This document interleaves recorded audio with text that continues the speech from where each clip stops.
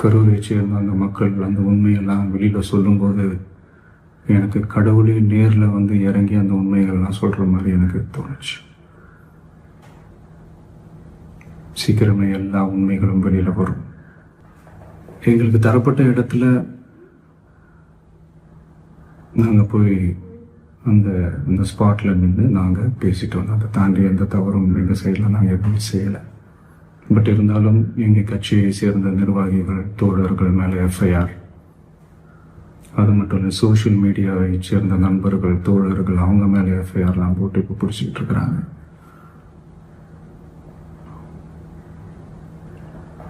CM sir,